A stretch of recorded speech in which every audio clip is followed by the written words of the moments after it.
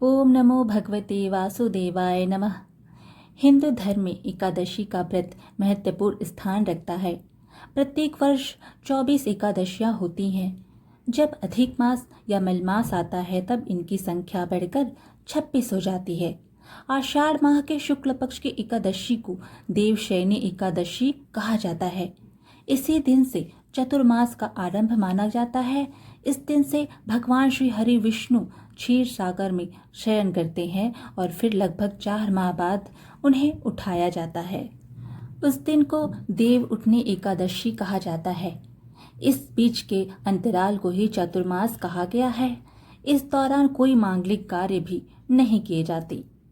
तो चलिए अब देवशयनी एकादशी व्रत की कथा का श्रवण करते हैं। धर्मराज युधिष्ठिर ने कहा, हे केशव, आषाढ़ शुक्ल एकादशी का क्या नाम है? इस व्रत के करने की विधि क्या है और किस देवता का पूजन किया जाता है?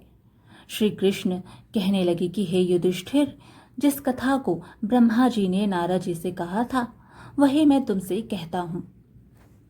एक समय देव ऋषि नारद जी ने ब्रह्मा जी से इस एकादशी के विषय में जानने की उत्सुकता प्रकट की।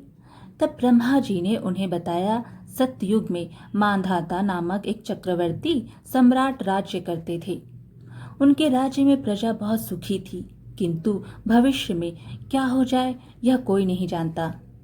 अतः वे भी इस बात से अनभिज्ञ थे कि उनके राज्य में शीघ्र ही भयंकर अकाल पड़ने वाला है।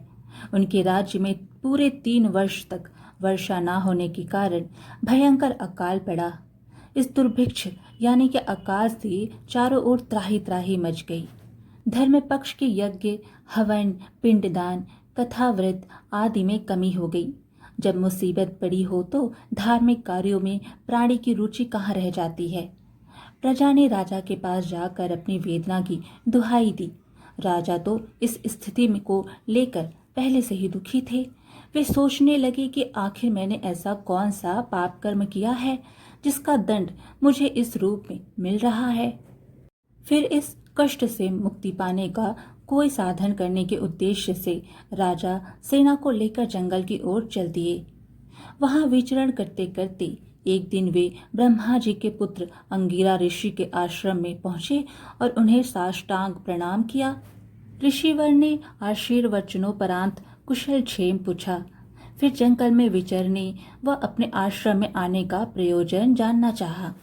तब राजा ने हाथ जोड़कर कहा, महात्मन, सभी प्रकार से धर्म का पालन करता हुआ भी मैं अपने राज्य में दुर्भिक्ष का दृश्य देख रहा हूँ। आखिर किस कारण से ऐसा हो रहा है? कृपया इसका समाधान करें।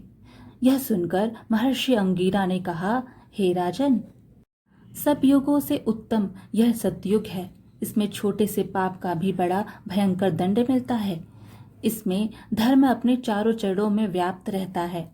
ब्राह्मण के अतिरिक्त किसी अन्य जाति को तप करने का अधिकार नहीं है, जबकि आपके राज्य में एक शूद्र तपस्या कर रहा है।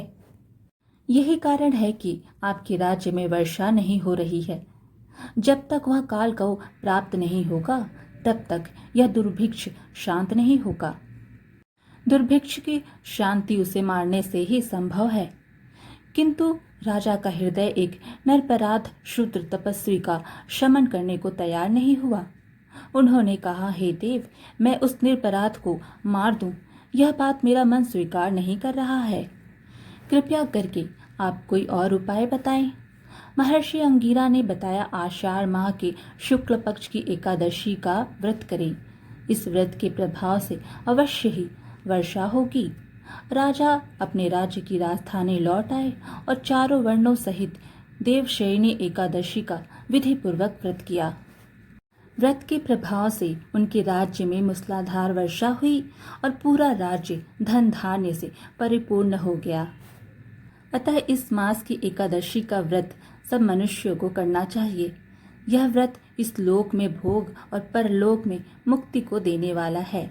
इस कथा को पढ़ने और सुनने से मनुष्य के समस्त पाप नाश को प्राप्त हो जाते हैं। आज की कथा यहीं पर समाप्त हुई।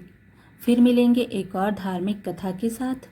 वीडियो पसंद आए तो लाइक शेयर ज़रूर करें और धार्मिक कथाएं सुनने के लिए हमारे चैनल को सब्सक्राइब कर लीजिए।